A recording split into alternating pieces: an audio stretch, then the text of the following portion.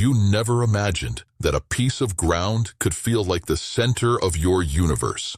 A rectangle of earth, a stone with a name, some dates that begin and end a life that to you still feels unfinished.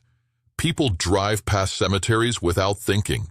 They see rows of stones and think, sad place, and then go back to their day.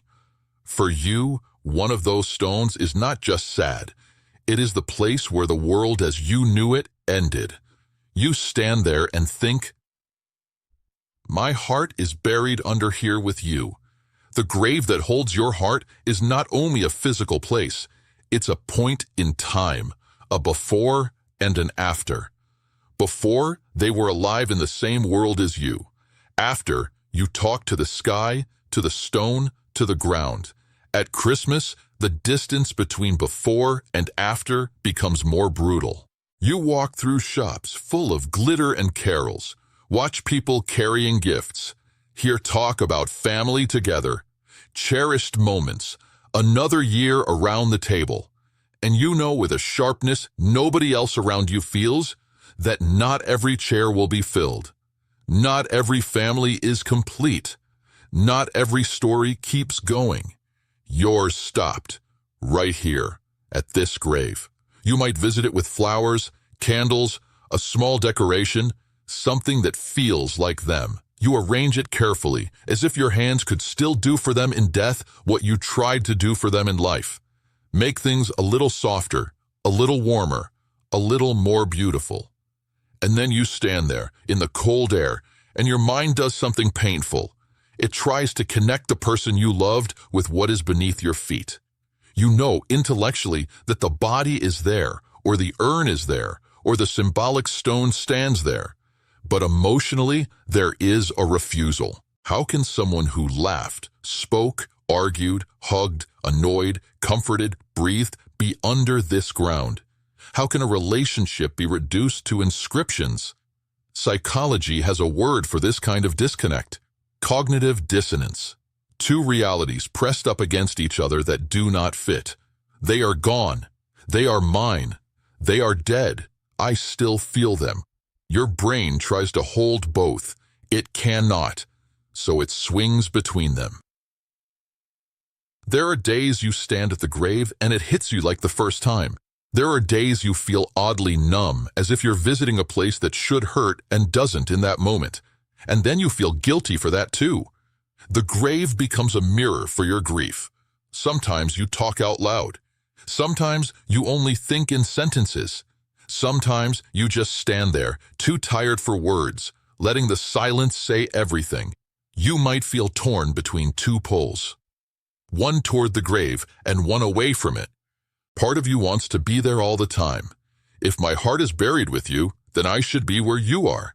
Another part of you knows you cannot live in a cemetery, cannot pause your life completely, cannot spend every Christmas at a piece of earth while the rest of the world keeps turning. So you end up negotiating with yourself. How often should I go? What does it mean if I go less? What does it mean if I can't go this Christmas? If I don't stand here, am I abandoning you? There's an invisible rule book you keep trying to follow, one you never agreed to but still feel bound by.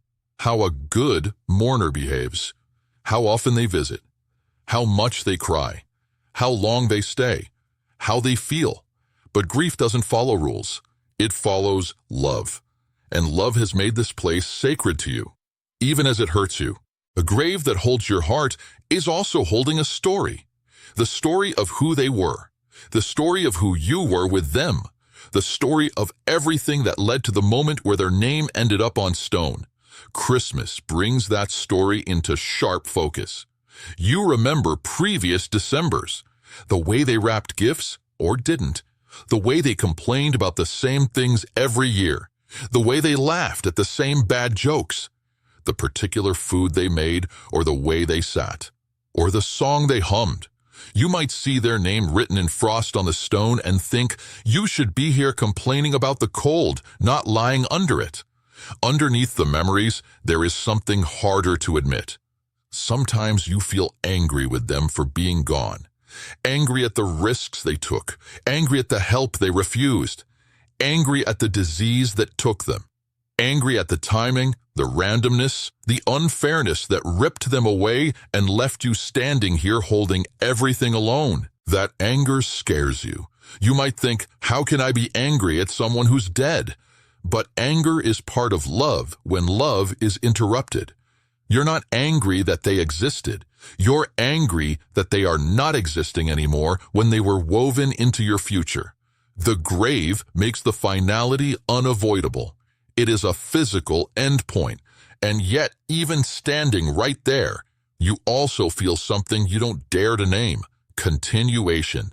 You feel them in the way you react to things, in lines you catch yourself saying, in the music you suddenly need to hear, in the recipes you cook without thinking, in the way you comfort others or the things you are now afraid of. They are not just beneath the ground. They are inside your nervous system. This is what psychologists call continuing bonds. The relationship doesn't end because the body did. It changes, moves, becomes internal instead of external. But in moments of raw grief, especially around Christmas, you might not want continuing bonds. You might want them back in their chair, in their clothes, in their body, alive. You might kneel at the grave and think, I don't want to carry you inside me. I want you outside me, here. That longing is human. It does not mean you're stuck. It means you're honest.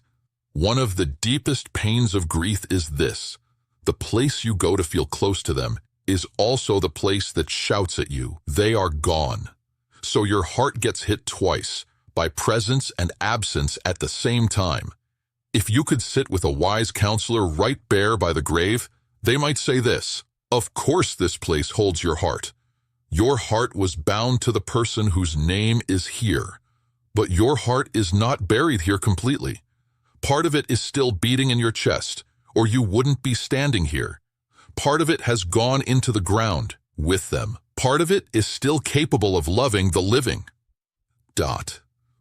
You might not be ready to hear that. You might not want to hear anything that sounds like an invitation to loosen your grip. Because right now, guarding that grave feels like guarding the love you had. You might feel defensive. If I start living, will people think I've forgotten? Will they think it doesn't hurt anymore? There's a brutal misunderstanding in the way the world treats graves. People think your visits are proof of love. They think your tears mean you cared. They think frequency equals intensity. But love cannot be measured in minutes spent standing on concrete or grass. Love is measured in the whole of your story together, in the way you live shaped by what they meant to you, in the way you refuse to rewrite them as only the dead. You remember them as the person who lived. Still, the grave needs a place in your life. It's one of the few tangible coordinates left. So what do? Especially at Christmas, when your heart feels split between that place and the places where life continues? You can start by allowing your rituals to be imperfect. You don't have to create a flawless visit to prove anything. You can bring flowers one year and nothing the next. You can stand there for an hour or for 3 minutes. You can whisper or say nothing. The grave does not judge you. The stone does not keep score. If they could speak from beyond it, they would not be counting visits like attendance. They would likely care more about whether you are being kind to yourself, whether you are eating, sleeping, laughing sometimes without punishing yourself, whether you are letting other people love you, even a little. This Christmas, if you go to the grave, you could try something quietly different. Alongside the tears, the I miss you, the why, you might add one more sentence: I am still here. It sounds simple. It isn't. I am still here means you are not in that grave entirely. A part of you stands above it, alive. You are not buried with them, even if it feels like half of you is. You still have experiences ahead of you, unwanted as that may be. You still have mornings to wake into, even when you don't want to. Grief wants to pull you down into the ground with them, psychologically, if not literally. It wants to flatten your life into the person who lost. But the reality is harsher and more merciful at once. You lost, and you remain. The grave that holds your heart can also become a place of decision. Not once, not dramatically, but in small ways each time you go. Today I will let myself cry as much as I need. Today I will tell you what happened this year. Today I will sit with the fact that you are not here for Christmas. Today, after I leave this spot, I will still go home and eat something warm. You might feel guilty for that last part, as if going back to warmth is betrayal, but think about what you would have wanted for them if the roles were reversed. If your name were on that stone and they were the ones standing under gray winter sky, frozen fingers clutching flowers. Would you want them to stand there forever? Or would you want them to visit? Yes, remember, cry, speak, and then go back to the living, carrying you in their choices, not chaining themselves to your absence. You know the answer. Your mind, in its pain, does not always let you apply this same compassion to yourself. That will take time. Grief is a long, uneven walk. Cemeteries are some of its most painful stopping points. They are also, strangely, some of its clearest. At the grave, the illusions fall away. You can't tell yourself they might walk through the door. You can't pretend this is just a bad dream. The stone says, this happened. But because it is so stark, it can also be the place where another sentence appears, quietly. In your mind, this happened, and I am still capable of love. Love for them, yes. Love expressed in tending their place, in speaking their name, in guarding your memory from fading into something small or false. But also love for those who are still here. Love for small things. A hot drink in cold hands. A hug that lasts a little longer. A light in a window when you come home. Love, eventually, for yourself. As someone who walked through this and kept walking, the grave that holds your heart will always be heavy. There will be Christmases where you can barely approach it without falling apart. There may be years where you drive past and can't bring yourself to turn in. There may be days where you sit on the grass and talk as if they were sitting opposite you, and days where you can only manage a nod. None of these make your love less real. Your love is not buried here. It's the reason this place matters. One day, the pain of this spot may not feel like a stabbing. It may feel more like a deep, quiet ache. You may find yourself telling stories to someone new about who is under that stone and who they were to me. You may decorate the grave at Christmas with a touch of bittersweet warmth instead of only raw agony. That won't mean you've moved on.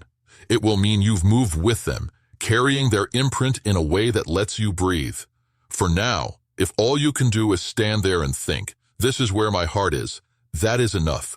Because beneath that sentence, hidden inside it, is another truth that grief can't erase. Your heart is not only in the ground. It is also the very thing that brought you here, that remembers, that refuses to forget, that hurts because it has loved. The grave holds what it holds. You somehow hold the rest.